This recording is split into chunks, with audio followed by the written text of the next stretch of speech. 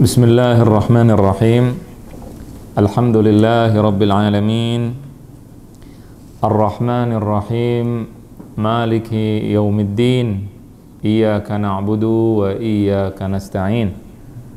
Allahumma salli wa sallim ala Muhammadin sayyidil bashar wasyafi'il musyaffa'i fil mahsyar alladzi khatamta bihin nabiyyin وأعليت درجته في عليين ووصفته في كتابك المبين فقلت وأنت أصدق القائلين وما أرسلناك إلا رحمة للعالمين اللهم صل عليه وعلى آله الهادين وأصحابه الذين شادوا الدين واجعلنا لهديه وهديهم متبعين وانفعنا بمحبته ومحبتهم أجمعين اللهم آمين إنك على كل شيء قدير وبالإجابة جدير وبعد أيها الأكارم الأفاضل طبتم وطاب ممشاكم وتبوأتم من الجنة منزلا أحييكم بتحية الإسلام والإيمان فالسلام عليكم ورحمة الله وبركاته. Kita masih membahas tentang kitab Lum'atul I'tiqad, dan sekarang kita melanjutkan pelajaran pekan kemarin tentang al-ghaibiyat atau hal-hal yang berkaitan dengan yang gaib. Kemarin kita sudah jelaskan bahwa cara masuk untuk beriman pada yang gaib adalah dengan beriman kepada Rasul, kepada Rasul yang menyampaikan hal-hal tersebut. Ketika Rasulullah SAW misalkan mengatakan sesuatu, kita percaya atau tidak? Percaya. Kalau saya tanya, kalau ada pengumuman listrik akan dimatikan di Jakarta misalkan pada tanggal 17 Agustus tahun ini, misal kita percaya tidak? Percaya? Hah? Percaya tapi tidak yakin. Yang lain? Percaya? Kabarnya percaya. Ahsan. Kabarnya dari siapa dulu? Mumtaz. Jadi kalau ada sesuatu kabar di masa mendatang, belum tentu terjadi kan? Belum tentu terjadi. Itu namanya ghaib. Ghaib itu tidak terlihat, belum tentu terjadi. Kita bisa percaya dengan 3 syarat. Dan ini sering kita terjadi dengan kita. Jadi kalau kita misalkan mesen tiket, mau jalan ke luar negeri misalkan, atau keluar kota, pesen tiket kan? Di tiket itu ditulis tanggal keberangkatan, hari keberangkatan. Jelas? Percaya tidak? Artinya kita percaya pada yang gaib. Jadi kalau ada orang bilang saya tidak percaya pada yang gaib, itu dia padahal sehari-hari memiliki kepercayaan pada yang gaib. Dengan cara seperti itu. Jadi arti yang gaib adalah sesuatu yang akan terjadi. Jelas? Dan gaib itu relatif. Handphone ini zaman dulu gaib. Orang dulu dikasih tahu ada HP, nanti bisa ngobrol, video dan sebagainya, gaib. Pesawat suatu hal yang aneh dan gaib, bagi mereka tidak tahu. Ya, kalau kita sekarang apa? Biasa. Makanya iman kepada yang gaib sekarang. Nanti pada saat Allah membuka semuanya, yang gaib jadi tidak gaib, nggak ada gunanya beriman. Fir'aun pada saat dia tenggelam dan dia sudah mengetahui yang benar yang mana, dikasih tahu oleh Allah, terbuka, bermanfaat tidak imannya? Tidak. Nah, jadi pada hari kiamat kita semua akan beriman kepada gaib yang dulunya gaib, tapi pada saat itu tidak gaib lagi. Kenapa? Karena gaib itu artinya apa? Yang tidak terjadi, yang tidak terlihat, yang akan datang, yang tidak terlihat, yang tidak kita saksikan, itu dinamakan dengan gaib. Jelas? Nah, jadi kalau ditanyakan ada sesuatu yang gaib, kita imani tidak? Sehari-hari kita sebenarnya mengimani. Ya, tadi seperti saya contohkan, mesen tiket, dikasih tahu tanggal berapa, harinya kapan, jamnya sekian. Kita tahu bahwa kita akan berangkat, kita yakin, makanya kita jalan ke bandara, jalan ke apa namanya, ke tempat stasiun, ke terminal untuk pergi. Dikasih tahu kamu akan pergi pada tanggal segitu, kita percaya. Apa yang membuat kita percaya? Ada tiga hal. Yang pertama adalah imkaniyatul huduts. Ya. Penyebab kepercayaan terhadap sesuatu yang akan datang, yang pertama adalah apa? Imkaniyah. Apa artinya imkaniyah? Imkaniyah artinya kemungkinan. Kemungkinan terjadinya.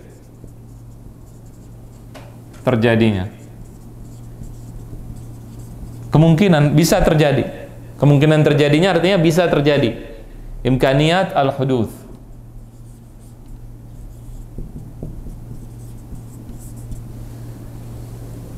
Bisa jadi, bisa enggak. Kita dijanjikan pada kita beli tiket, dijanjikan akan berangkat tanggal 17 Agustus misalkan. Ternyata nggak jadi. Ternyata tidak jadi. Jadi bisa, tapi bisa nggak terjadi? Bisa ada kemungkinan terjadi. Jadi ada yang pertama namanya kemungkinan terjadi. Ini kalau kita mau beriman kepada yang gaib, ada tiga hal yang menyebabkan kita beriman pada yang gaib. Kepada yang gaib. Yang pertama ada kemungkinan terjadi. Masalah terjadi tidak terjadi itu tidak kita bahas. Jelas? Masalah terjadi tidak terjadi tidak kita bahas. Ya, tapi ketika misalnya ada orang bilang kamu mungkin tanggal besok kamu kecelakaan. Kan gaib itu. Bisa terjadi tidak? Bisa. Ketika bisa terjadi, ini syarat pertama untuk kita membenarkan. Salah benar, dia ngomong dusta atau tidak dusta, itu nomor berikutnya. Jelas, tapi yang pertama adalah kemungkinan terjadi. Dan agama tidak mungkin memberikan suatu kabar gaib yang mustahil secara akal, mustahil, nggak mungkin. Ya, jadi kemarin sudah kita bahas tentang mustahil akal, ya. Mustahil akal tidak bisa dibayangkan di akal. Saya punya perusahaan travel misalkan. Saya ajak, Wildan, ayo kita jalan ke Jerman. Tapi jalannya nih beda sama perusahaan lain. Bagaimana? Ente bayar 100 juta ke Ane, kemudian tetap di Jakarta, tapi ente juga berangkat ke Jerman. Di waktu yang sama, orangnya dia juga. Bisa nggak? Mustahil, secara akal mustahil. Dia bayar 100 juta, kalau dia bayar, terus dia nanya, kapan anak ke Jerman? Ente udah berangkat sekarang ke Jerman. Dibohongin tidak? Bohong. Dan itu ente masukin ke akal, nggak masuk akal. Orangnya satu, di jam yang sama, dia ada di Jakarta juga, di Jerman juga. Mustahil, nggak bisa masuk ke akal. Mau dimasukin kayak apa, nggak bisa masuk. Jelas tidak? Itu tidak mungkin terjadi. Kalau tidak mungkin terjadi, orang tidak akan beriman. Dan agama tidak akan memberikan kabar gaib yang tidak bisa, yang mustahil akal, nggak ada. Jelas? Yang ada mustahil secara kebiasaan. Kemarin sudah kita jelaskan masalah mustahil kebiasaan, mustahil akal sudah kita jelaskan. Kemudian yang kedua, sumbernya. Jelas tidak? Sumber, masdar. Yang bilang mau matikan lampu siapa? Yang bilang akan ketika kita beli tiket, kita mau berangkat ke luar negeri, kita bisa percaya bahwa tanggal segitu, jam segitu kita akan pergi, kita akan terbang. Apa yang membuat kita percaya? Oh, ini maskapai ternama, jelas. Saya percaya. Coba kalau beli di jalanan, ada yang jualan tiket jadi di jalanan nggak jelas, percaya nggak? Kalau orang yang jelas dia akan tidak percaya. Tapi ketika sumbernya jelas, dia percaya. Ketika sumbernya pemerintah, presiden mengumumkan atau PLN mengumumkan mati lampu total minggu depan misalkan. Oh, sumbernya pas nih. Mati lampu bisa terjadi tidak? Bisa. Akan terjadi walaupun tidak terjadi tapi dia bisa terjadi. Ya. Kemudian sumbernya jelas PLN. Ada lagi terakhir, yaitu apa? Periwayat yang ngabarkan.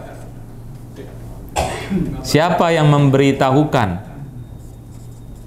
bahwasannya sumber ini mengatakan akan mematikan lampu? Siapa yang bilang? Yang mengatakan adalah televisi resmi. Televisi resmi Al-Mukhbir. Ketika yang memberitahu kabar ini adalah televisi resmi, kita percaya bahwa besok akan mati lampu. Ini cara beriman pada yang gaib, itu saja. Jadi ente ketika mendengar sebuah hadis, ayat Quran menjelaskan tentang hari kiamat, menjelaskan tentang Dajjal, menjelaskan tentang banyak hal, kita cek ini dulu. Dia mustahil secara akal tidak? Tidak ada yang mustahil secara akal. Jelas? Kabar-kabar dari Allah dan Rasulnya tidak ada yang mustahil secara akal. Kemudian artinya bisa terjadi. Kemudian sumbernya siapa? Allah dan Rasulnya. Periwayatnya gimana? Benar tidak? Ketika tiga hal ini oke, amanna billahi wa rasulihi. Itu caranya. Kita beriman di bab as-sam'iyat. Apa artinya sam'iyat? Kemarin sudah dijelaskan. Artinya adalah suatu kabar yang sampai kepada kita lewat naql, lewat riwayat. Itu namanya sam'iyat. Jelas? Dan tidak mungkin akal itu bisa menetapkan dan juga tidak bisa menetapkannya dan juga tidak menghukumi bahwa itu mustahil. Paham tidak? Akal tidak bisa menetapkan dan tidak mengatakan mustahil. Itu sam'iyat namanya. Jelas? Ya, jadi didengarkan. Akal tidak bisa menetapkan, misalkan Allah atau Rasulullah Shallallahu Alaihi Wasallam menjelaskan, ya, bahwa nanti kita akan surga itu luasnya lebih luas dari bumi dan sebagainya. Di sana ada yang tidak pernah kita lihat dan macam-macam. Akal kita mungkin nggak bisa menalar. Jelas tidak? Tapi kita tidak mengatakan itu mustahil secara akal karena bisa dibayangkan. Maka di sini disebut dengan sam'iyat, caranya berimannya dengan cara tiga hal ini. Kalau sudah ini tiga oke, kita beriman. Sebelum beriman kepada ini, berarti kita harus beriman kepada yang meriwayatkan. Siapa yang memberitahukan? Rasulullah Sallallahu Alaihi Wasallam. Mengimani Rasul Sallallahu Alaihi Wasallam bisa dinalar dengan akal. Akal kita bisa membedakan mana yang hak dan mana yang batil. Allah benar tidak bisa kita lihat dengan akal kita. Jelas tidak? Kalau sudah beriman pada Allah dan Rasul, maka sudah ketika Rasulullah mengatakan A, maka kita katakan A, beriman. Orang tidak beriman pada Rasul, nah ini dia muskilah. Baru kita bicara, kenapa kamu tidak beriman? Di sini akal bisa menetapkan kenabian Nabi Muhammad Sallallahu Alaihi Wasallam. Itu alat, akal itu alat untuk mengenal, membedakan mana hak, mana batil. Nanti sudah berikan contoh dulu. Kalau ada orang nyembah sapi, ada nggak nyembah sapi? Ada. Antum percaya tidak sapi Tuhan? Kenapa? Otak kita jalan. Kita tahu sapi aneh potong bisa, masa dia Tuhanan? Nah, kan nggak mungkin. Nah, ini pakai akal kita menentukannya. Jelas? Ya, jadi ada yang pakai akal di dalam akidah, ada yang tidak pakai akal. Urusan sam'iyat ini, urusan yang gaib ini kita tidak pakai akal. Bukan maksudnya dalam artian ketika ketika Rasulullah mengabarkan, Nggak usah nanya lagi. Alam tara kaifa fa'ala rabbuka bi ashabil fil alam yaj'al kaidahum fi tadlil wa arsala 'alaihim tayran ababil tarmihim bihijaratin min sijil. Dilempar dengan apa? Dengan batu yang panas. Ini bagaimana batunya? Kok bisa dari atau bagaimana? Ente beriman gak sama Allah? Ente udah percaya sama Allah? Percaya. Alas, Allah udah. Antum percaya Allah menciptakan langit dan bumi, masa ciptain gituan doang nggak bisa? Kemarin kan kita udah jelaskan bahwa Abu Bakar logikanya itu lebih kuat daripada logika Abu Jahal. Pada saat Isra Mi'raj, Abu Jahal bilang, kamu percaya Nabi jalan dari mana? Dari Mekah ke Palestina. Sebentar langsung sampai lagi, kalau kita berbulan-bulan jalan.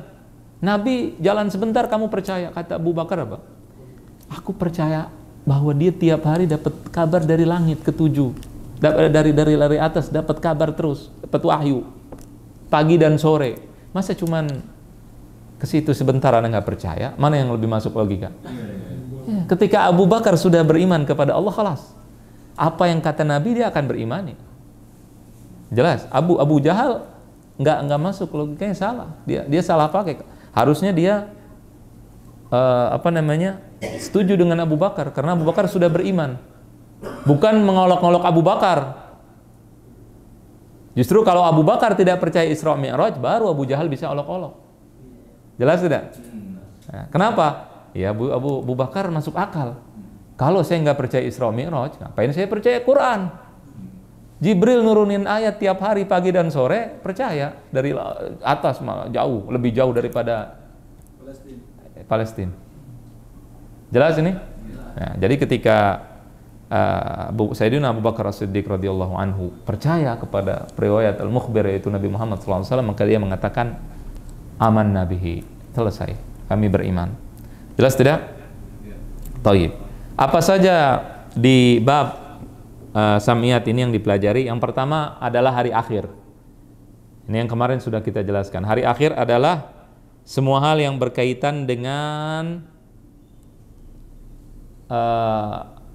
waktu kematian manusia, mulai dari kematian manusia sampai masuk surga atau neraka. Itu yang dimaksud dengan hari akhir menurut ulama akidah. Ini yang dibahas, yang kita imani dengan cara seperti ini. Babnya mulai dari kematian seseorang. Nabi bilang nanti kalau meninggal ada adab kubur, beriman. Tinggal lihat ini aja, sumbernya siapa, kemudian periwayatnya siapa, benar tidak?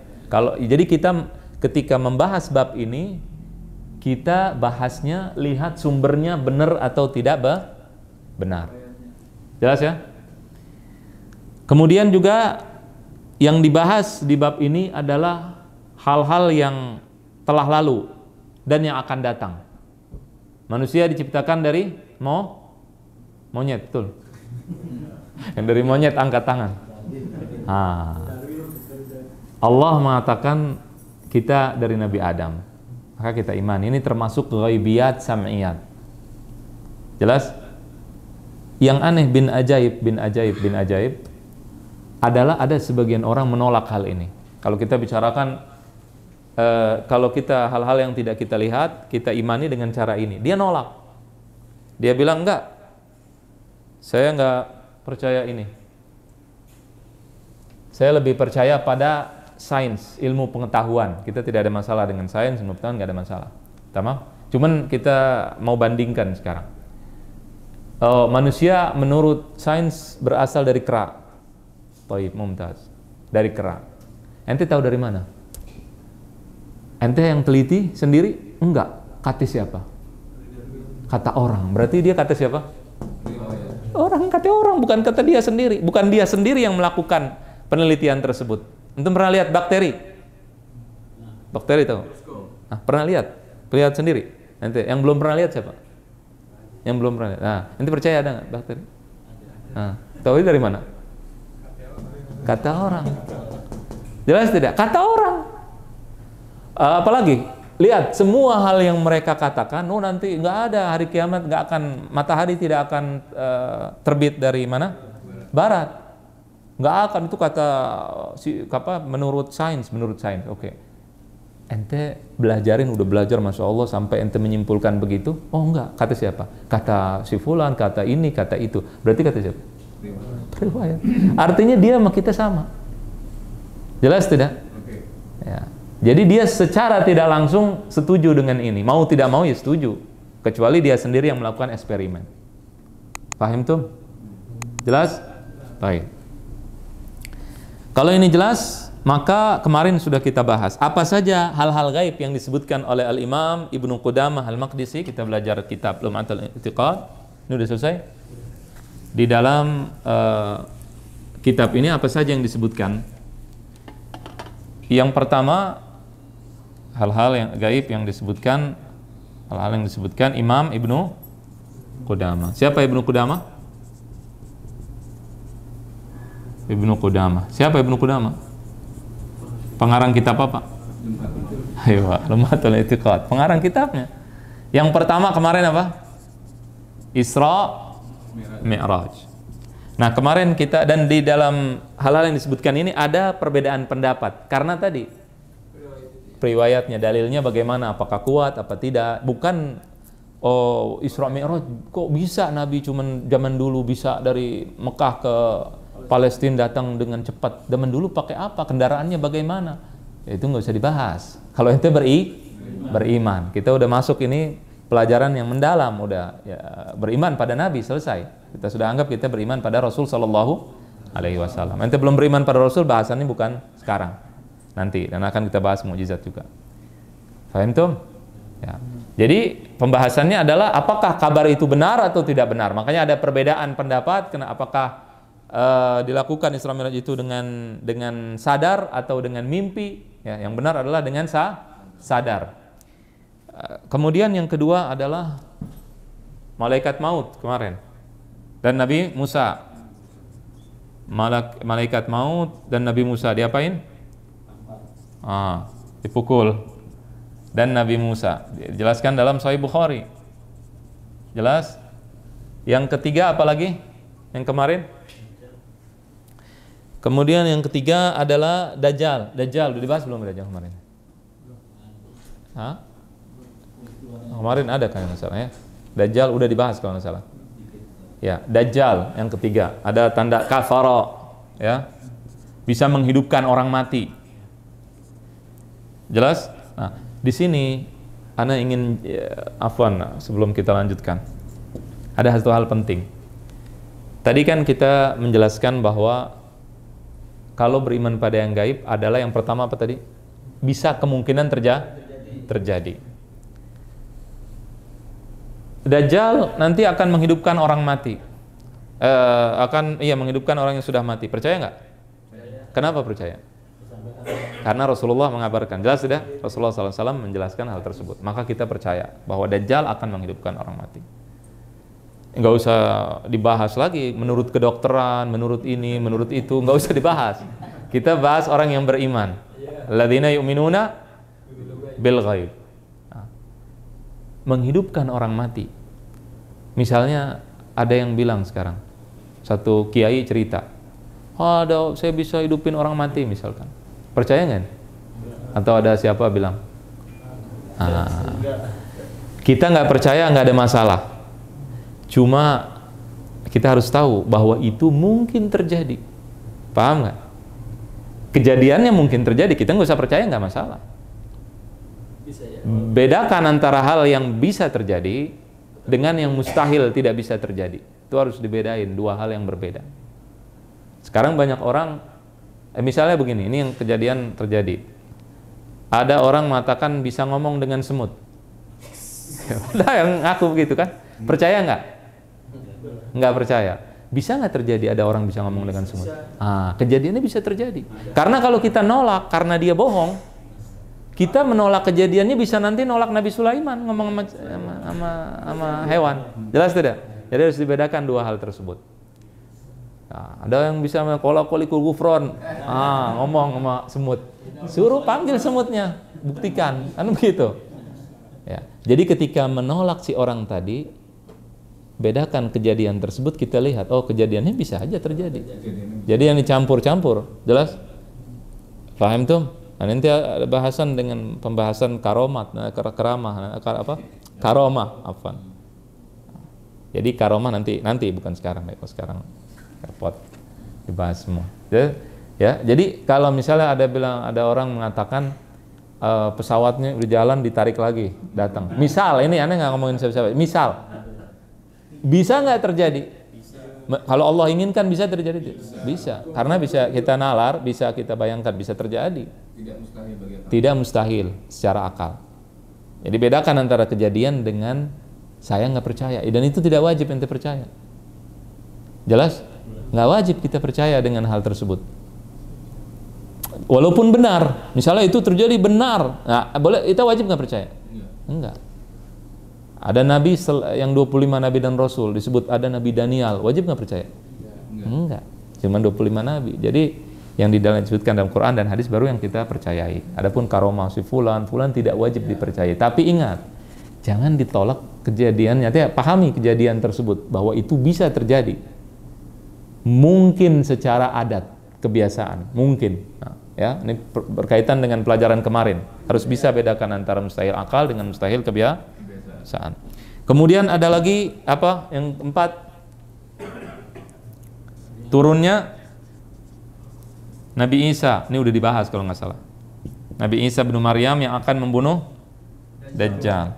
Kemudian yang berikutnya apa? Keluarnya Ya'juj dan Ma'juj.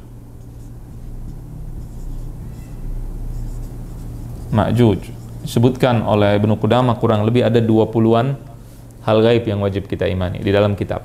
Kita tulis begini biar supaya jelas. Kemudian yang keenam adalah keluarnya binatang melata. Ini udah dibahas belum? Udah kayaknya kemarin juga ya. Atau dabbah. Khuruj ad-dabbah, khurujul Ya'juj wa Ma'juj, nuzul Isa bin Maryam, khurujud Dajjal, latmu Musa li malakil maut, Isra wal Mi'raj.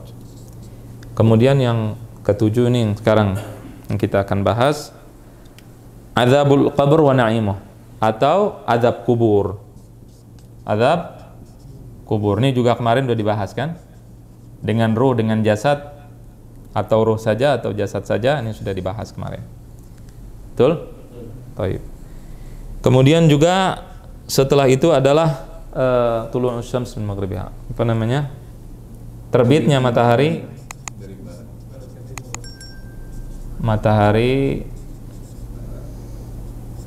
dari barat.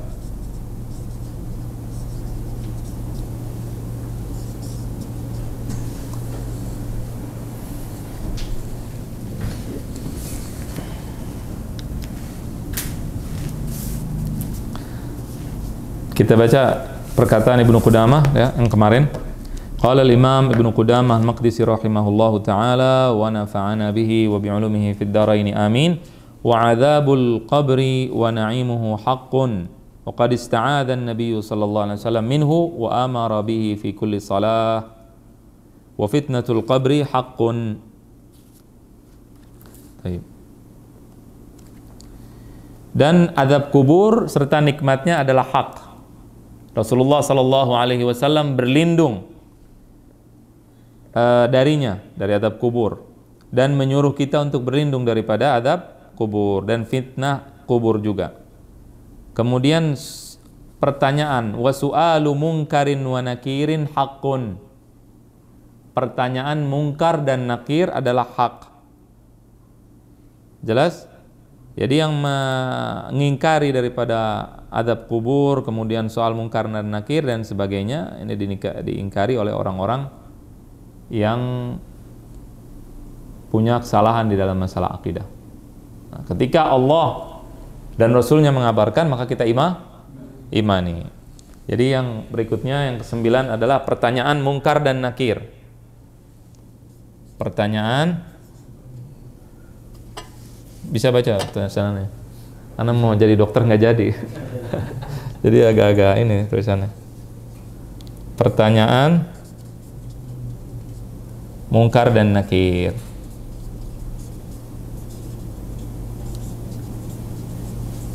Satu hal lagi anak lupa beritahukan.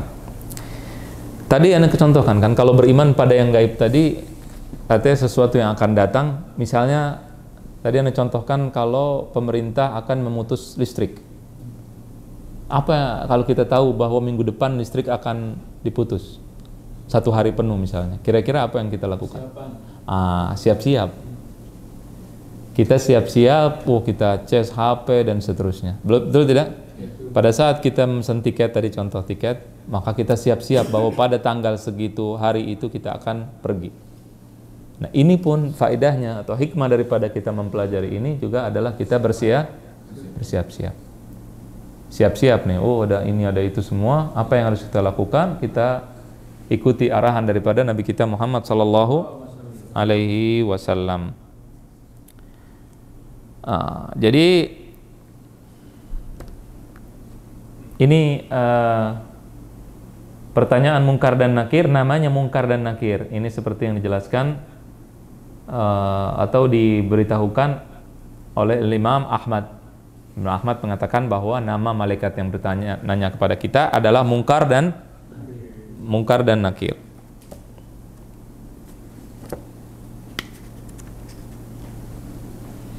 Ya, seperti yang dijelaskan, ini dijelaskan atau datang dari berbagai macam riwayat. Kata Al-Imam Ibnu Hamdan.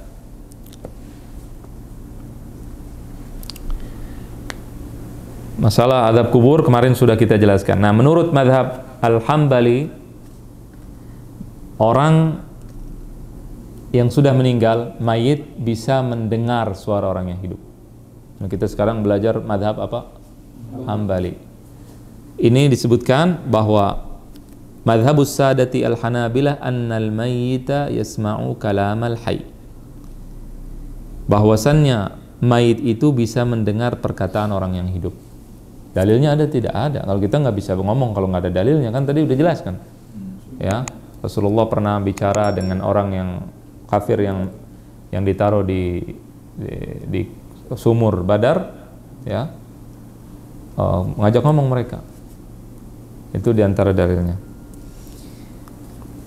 Kita tidak akan bahas hal tersebut. Kemudian juga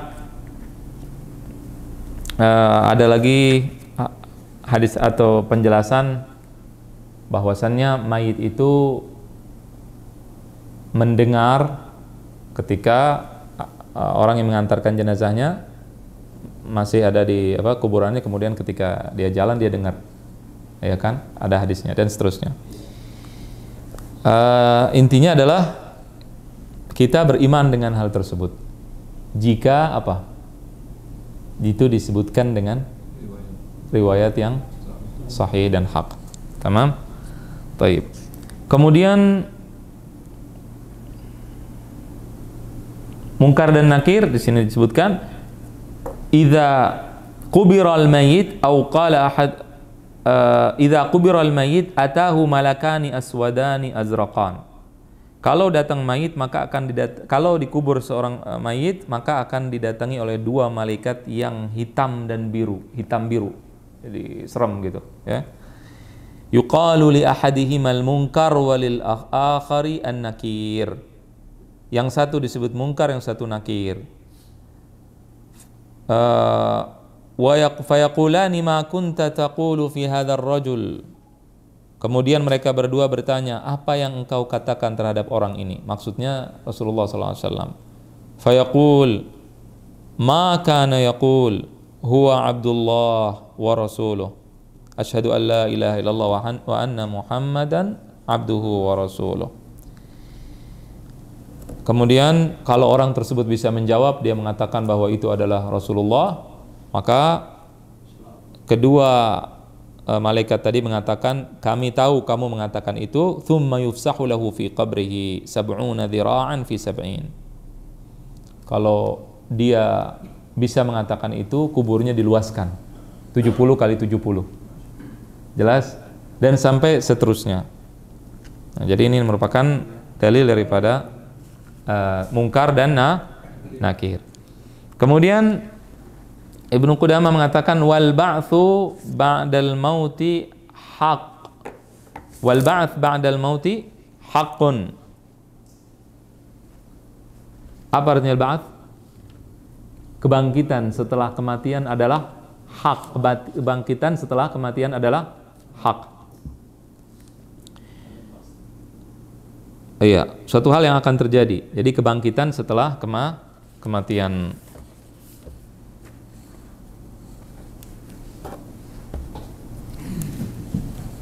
Nomor berapa ini? 10. Kebangkitan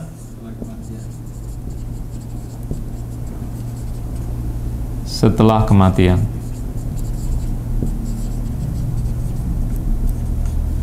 Kata orang kafir, kok bisa? Orang udah jadi tulang, udah hancur, kemudian bisa dibangkitkan. Yang logikanya jalan adalah orang yang mengatakan bisa aja orang kita dari nutfah, dari mani, dari air yang hina kemudian diciptakan jadi manusia. Qul man yuhyil 'idhama wa hiya ramim. Qul yuhyiha alladhi ansha'aha awwala marrah. Kata orang kafir, siapa yang bisa menghidupkan tulang belulang yang sudah hancur? Kata Allah, yang akan katakanlah yang akan menghidupkannya adalah yang menciptakannya pertama kali. Mana yang lebih masuk akal? Menciptakan pertama kali. Jelas tidak? Nah. Kemudian setelah itu, wa dzalika hina yanfukhu Israfil alaihi salam fis sur wa nufikha fis sur fa idzahum minal ajdathi ila rabbihim yansilun. Sebelum tentang tiupan sangkakala, di kebangkitan setelah kubur itu manusia akan dibangkitkan sesuai kematiannya. Kalau matinya lagi baca Quran, dibangkitkan dalam keadaan membaca Al-Quran. Kalau sedang dalam keadaan mabuk, maka dia akan mabuk dan seterusnya. Jelas tidak? Baik. Nah, kemudian setelah itu ada lagi yang namanya tiupan sangkakala. Tiupan Israfil. Nafhu an-nafhu, ya. Ini nomor berapa nih? 11 yang disebutkan oleh Al-Imam Ibnu Qudamah.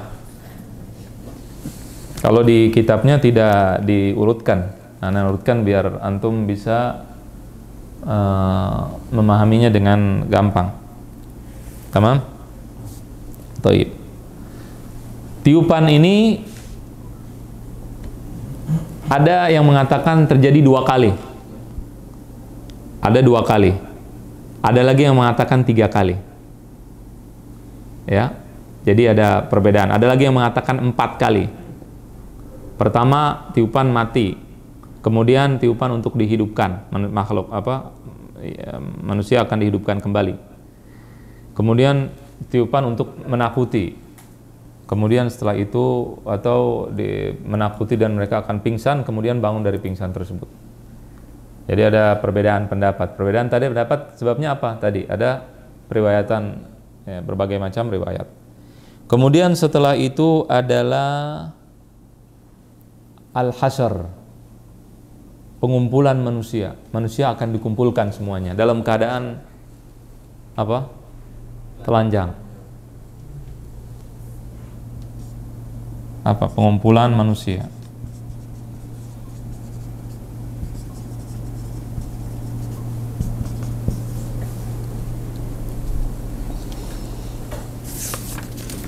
Wa yuhsyarun nasu yawmal qiyamati hufatan uratan ghurlan buhman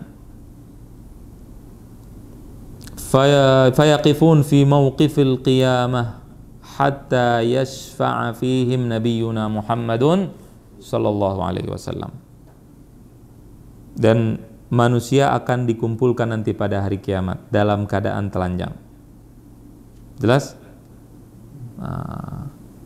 Dan mereka akan berdiri nanti pada hari kiamat sampai Nabi kita Muhammad sallallahu alaihi wasallam memberikan syafaat.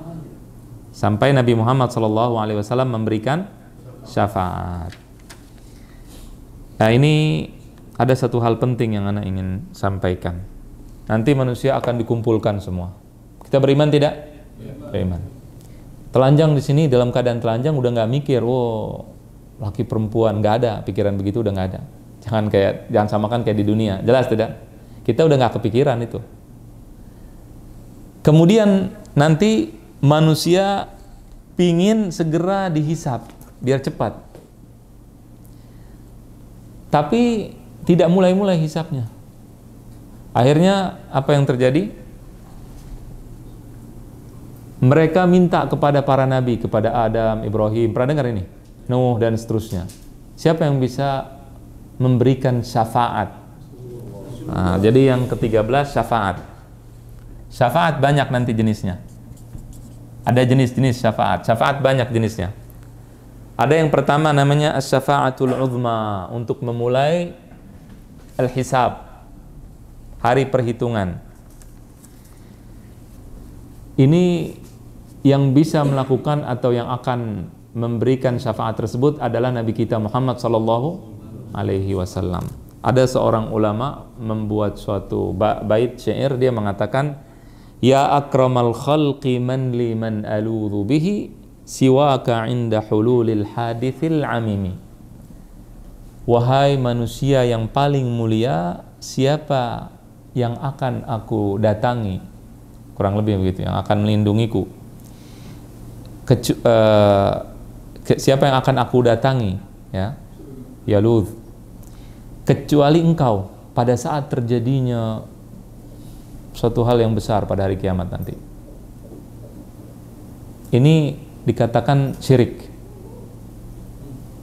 Sebagian orang mengatakan syair ini syirik.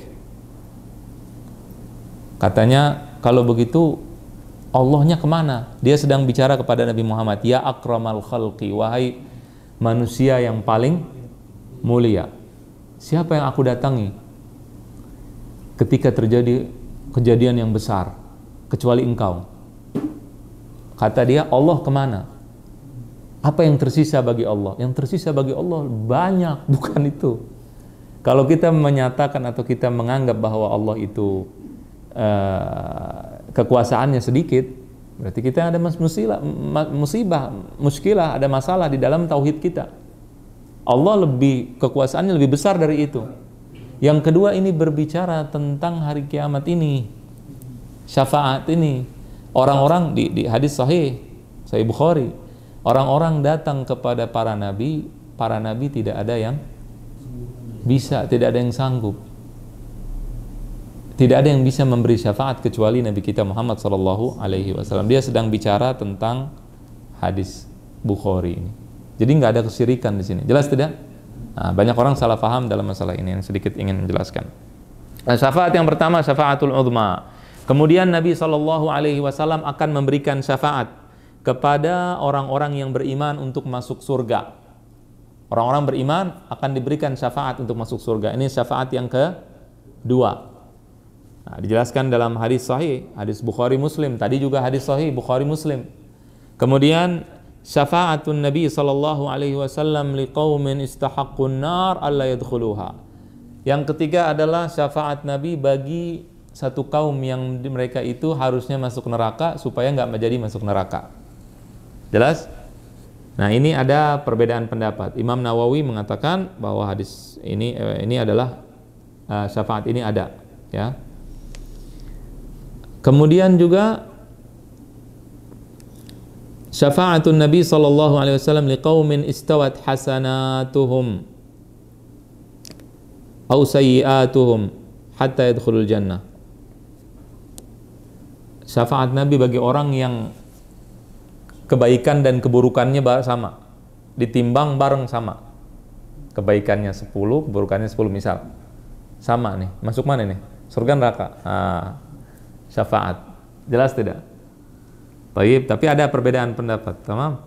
Kemudian ada lagi syafaat bagi orang-orang yang udah masuk surga supaya naik derajatnya. Jadi surganya surga bawahan, suruh naik ke atas. Kan surga ada tingkatannya. Nah, itu ada syafaat lagi.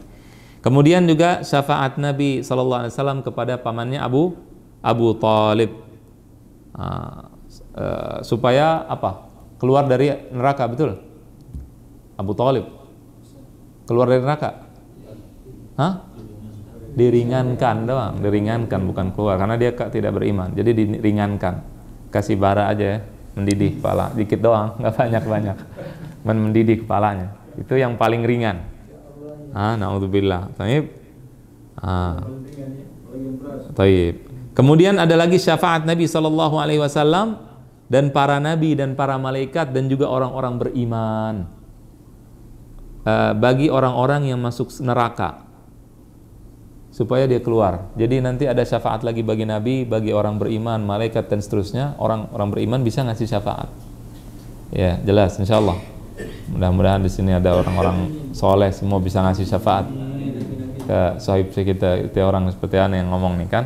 Antum kasih syafaat insya Allah kan, orang kaya saleh insya Allah bisa keluar. Nah ini diingkari oleh ahlul bid'ah, Mu'tazilah, Al-Khawarij mengingkari. Mereka mengatakan kalau orang Islam masuk ke dalam neraka kekal selama-lamanya di neraka, khalidina. Mereka mengartikan seperti itu kalau lihat satu ayat doang, makanya harus lihat banyak ayat. Dan ini ada kaitan dengan pelajaran apa itu iman. Kemarin udah dibahas tentang masalah itu. Tamam. Kemudian setelah itu ada lagi yang namanya al-hisab. Apa artinya hisab? Perhitungan, menghitung. Taib. Al-hisab artinya hitung. Ini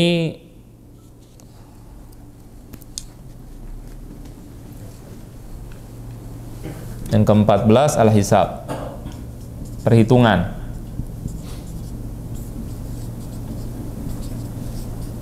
Bukan ahli hisab, bukan ahli hisab begini, bukan. Hisab perhitungan maksudnya. Baik.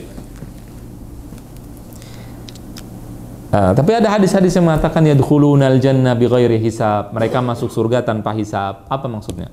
Apakah semua orang akan dihisab atau tidak? Tapi ada hadis mengatakan tidak dihisab, langsung masuk. Bagaimana maksudnya? Itu maksudnya adalah enggak jadi kayak orang hitung itu enggak benar-beneran. Misalnya si fulan ada dikatakan dalam sebuah hadis 70.000 orang masuk surga tanpa hisab. Maksudnya apa? Ngitungnya asal-asalan. Sebulan ente ya Masya Allah sholat ya, hidup berapa? 70 tahun Masya Allah sholat, bagus ya, masuk gitu. Masuk surga tanpa hisab, hitungannya begitu. Hisabnya asal-asalan, tidak hisab beneran. Kalau hisab beneran, nah udah nasib. Jelas tidak? Iya. Kemudian setelah itu ada yang namanya timbangan, ya, al-mizan. Ada yang namanya apa? Al-mizan. Mizan itu apa? Timbangan. Timbangan di sini hakiki, dia memiliki lisan dan juga ada dua timbangannya seperti dijelaskan dalam hadis. Nggak usah nanya bagaimana, kan udah dijelaskan, ya kan? Baik. Apa yang ditimbang? Ada yang mengatakan amalnya, ada yang mengatakan orangnya ditimbang, orang-orangnya ditimbang juga sama amal-amalnya, semuanya ditimbang. Makanya kalau timbangannya badannya udah enak udah dapat berapa kilo. Kemudian ada yang bilang suhufnya, kitabnya yang ditimbang, ada yang mengatakan semuanya.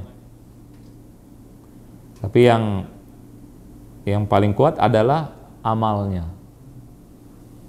Dan itu dikatakan juga oleh Syekh Mar'i Al-Karmi. Jadi amal yang ditimbang. Jelas tidak? Baik. Kalau orang kafir ditimbang tidak? Langsung aja kali. Ada yang mengatakan ditimbang, ada yang mengatakan tidak. Orang kafir yang mengatakan timbang, ada yang mengatakan tidak. Karena orang kafir itu yang mengatakan tidak, dia tidak memiliki kebaikan pada hari kiamat. Nanti tidak ada kebaikan baginya pada hari kiamat. Kemudian setelah itu akan dilemparkan kitab-kitab. Jadi tadi apa tuh? 15 timbangan ya, mizan atau timbangan. Mizan atau timbangan. Bisa dihapus atau? Bisa. Baik. Bisa dihapus karena nggak ada yang nulis soalnya. 16 apa? Tadi pembagian kitab.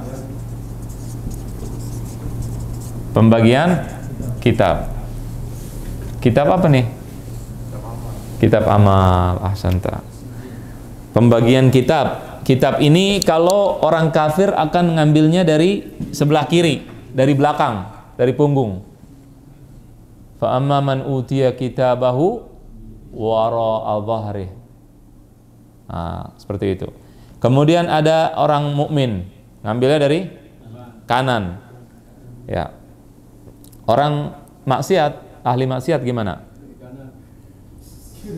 Ada yang mengatakan dari kanan, ada yang mengatakan dari kiri, dari depan, tapi kalau orang kafir dari belakang, dari kiri, dari belakang, tapi dari apa? Dari punggungnya. Ya, kalau orang ahli maksiat muslim dari depan tapi pakai tangan kiri katanya. Ada sebagian mengatakan seperti itu. Ada lagi yang mengatakan tidak membahas. Nggak tahu deh, Allahu a'lam, dari kanan dari kiri. Sebagian ulama tidak membahas hal tersebut. Perbedaan pendapat masalah tersebut. Taib. Kita Ibnu Qudamah mengatakan wa yuhasibuhumullahu ta'ala wa tunsabul mawazin. Nah, ini tadi sudah kita jelaskan. Dan mereka, Allah menghisap mereka, kemudian menetapkan mizan, timbangan. Tamam? Nah, di sini dikatakan pensyarah kitab mengatakan ajma'al muslimun ala anna al-iman wal i'tiqad bil hisab wajib wa annahu haqqun wa waqi'. Umat Islam itu ijma, sepakat bahwasannya beriman terhadap hisab itu pasti. Jelas? Juga terhadap mizan. Wa tunsyarud dawawin wa tatayaru sahaiful a'mal ila al-aymani wasyama'il. Jadi nanti dilemparkan itu kitabnya. Nanti ada yang ke kanan, ada yang ke kiri dilemparkan, nanti yang ngambil kanan seperti yang tadi sudah dijelaskan. Fa amma man utiya kitabahu bi yaminih fasawfa yuhasabu hisaban yasira wa yanqalibu ila ahlihi masrura. Wa amma man utiya kitabahu wara'a dhahrih fasawfa yad'u thubura wa yasla sa'ira. Jadi orang-orang yang dapat dari kanan dia akan kembali kepada keluarganya sambil senang. Adapun yang dari kiri maka dia akan masuk neraka, akan merasa bersedih dan akan masuk neraka. Tamam? Tamam. Wal mizan lahu kifatan, kata Ibnu Qudamah.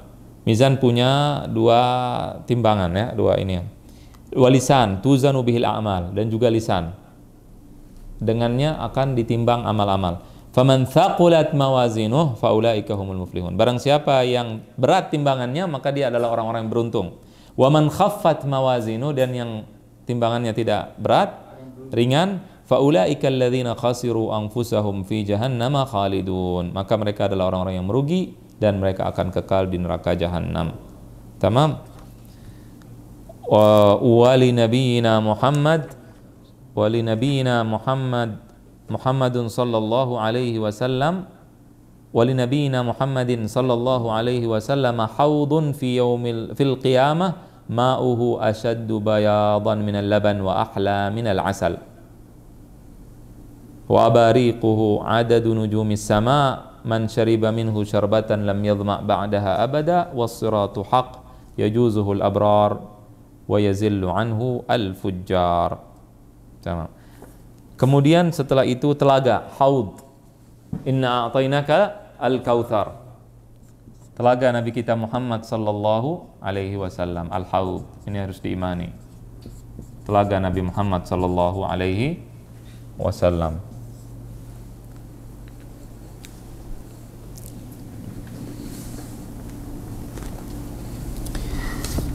Jadi telaga ini airnya lebih manis daripada madu dan lebih putih daripada susu.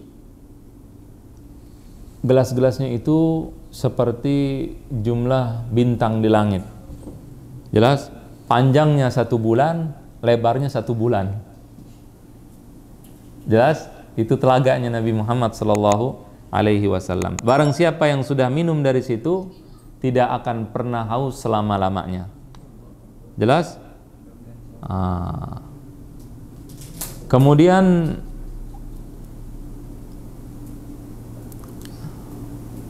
al-haud ini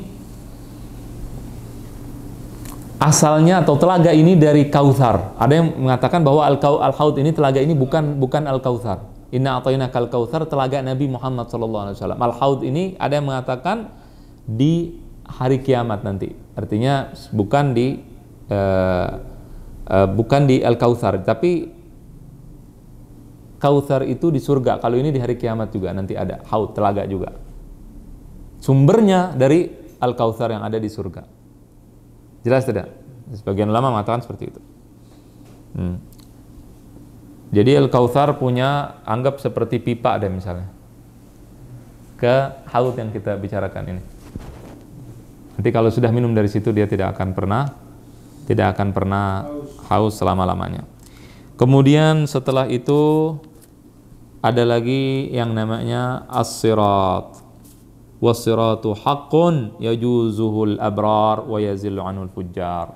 Ada namanya sirat, jembatan. Jembatan as-sirat. Ya, as-sirat atau jembatan.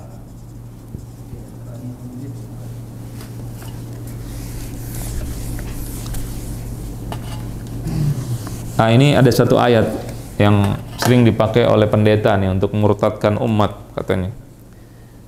Wa in minkum illa wariduha kana 'ala rabbika hatman maqdiya. Thumma nunajjil ladzina taqaw wa nadharu adh-dhalimina fiha jithiya. Kalian semua akan datang situ, lihat neraka jahanam. Wa in minkum illa wariduha, semua akan melihat neraka jahanam. Karena kita akan lewatin sirat. Itu kata orang pendeta bilang, kamu akan masuk neraka semuanya. Dia nggak terusin ayat setelahnya. Tsumma nunajjil ladzina taqaw. Kami akan selamatkan orang-orang yang bertakwa. Ada ayat seterusnya, nggak dibaca. Baca ayat 1 aja. Madhabnya madhab fawailun lil musallin, celaka orang yang salat, diam. Jadi kalau salat celaka. Padahal ada terusannya. Alladzina hum an salatihim sahun, alladzina hum yura'un wa yamna'unal ma'un. Baik. Jadi ini adalah jembatan di atas neraka jahanam, sirat ini. Ini adalah yang ditetapkan dengan mutawatir. Penjelasan tentang sirat ini mutawatir. Kemarin kita mau jelaskan mutawatir dengan ahad, nanti aja deh. Setelah selesai penjelasan kita, pernah panjang lebar tuh. Ini dijelaskan dengan mutawatir. Sifat-sifatnya bagaimana? Dia licin. Kemudian lebih halus daripada rambut dan lebih tajam daripada pedang. Kemudian nanti ada yang akan menyambar-nyambar nanti. Kalau orang yang baik, orang yang soleh, dia bisa akan lewatin itu, nggak ada masalah. Ada yang melewati dengan cepat, ada yang melewatinya, ada yang ada yang bisa cepat kilat, ada yang tidak, ada yang jatuh. Jelas tidak? Setelah itu nanti ada yang namanya al-qantarah. Di situ habis lewatin sirat ada namanya qantarah. Qantarah itu apa? Itu adalah tempat untuk saling memaafkan antara umat Islam yang sering ribut apa segala macam. Ribut-ribut macam-macam kan? Di situ tempat maaf-maafkan deh. Karena kalau sudah masuk surga, wa naza'na ma fi sudurihim min ghil ikhwanan ala sururin mutaqabilin. Kalau udah masuk surga, mereka nggak ada lagi hasut-hasutan.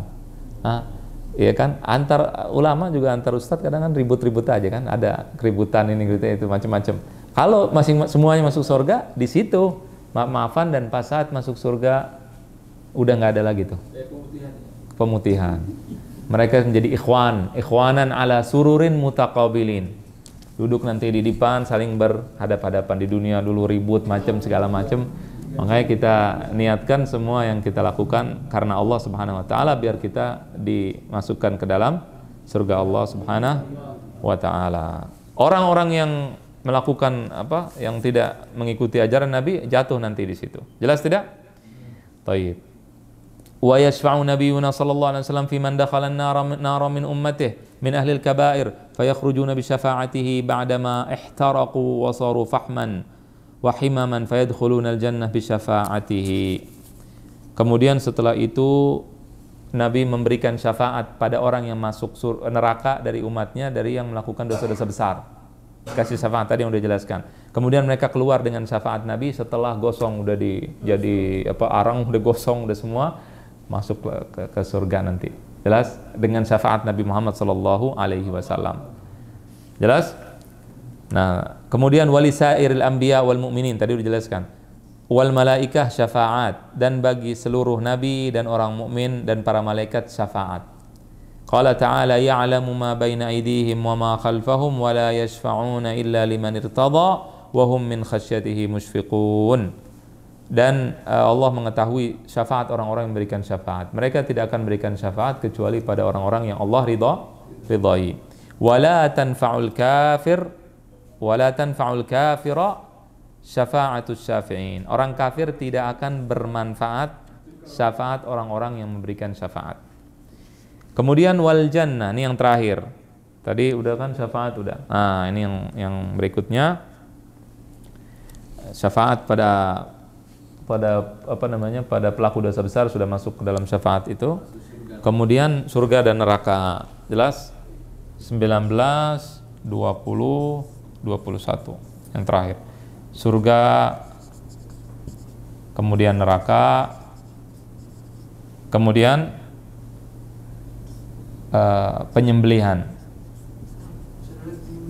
penyembelihan maut atau kematian.